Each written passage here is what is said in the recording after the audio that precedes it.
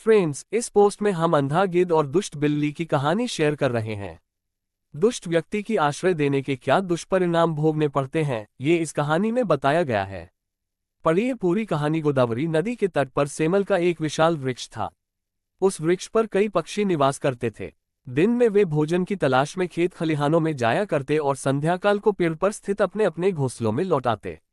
यही उनकी दिनचर्या थी। एक दिन जर्दगव नामक एक अंधा गिद्ध ब्लाइंड वल्चर वहां आया। वह वृद्ध हो चला था। पक्षियों ने दयावश उसे वृक्ष के कोट में आश्रय दे दिया। पक्षी जब भोजन की तलाश में जाते तो गिद्ध के लिए भी भोजन ले आते थे। बदले में वह उनके बच्चों की देखभाल कर दिया करता था। इस तरह गिद्ध को बिना श्रम आहार प्राप्त हो जाता था और पक्षी भी अपने बच्चों की तरफ से निश्चिंत होकर भोजन की तलाश में दूर दूर तक जा पाते थे।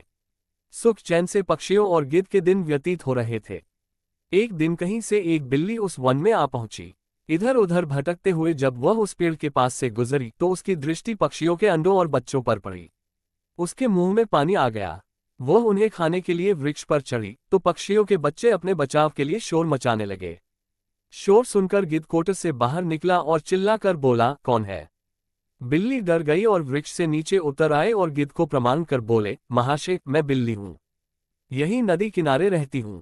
पक्षियों से मैंने आपकी बहुत प्रशंसा सुनी है, इसलिए दर्शन हेतु चली आई।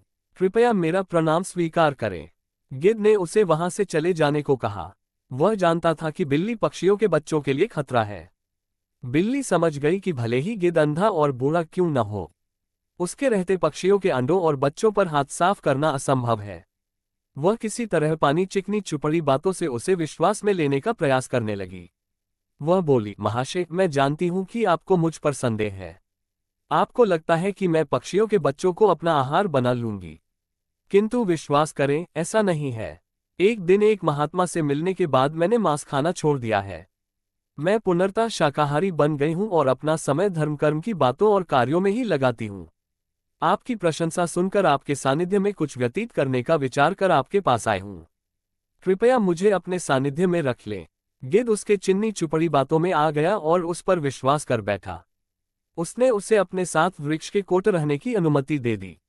बिल्ली तो यही चाहती थी। वह गिद्ध के साथ उसी कोट में रहने लगी और अवसर पाकर एक एक कर पक्षियों के अंडे और बच्चे खाने लगी।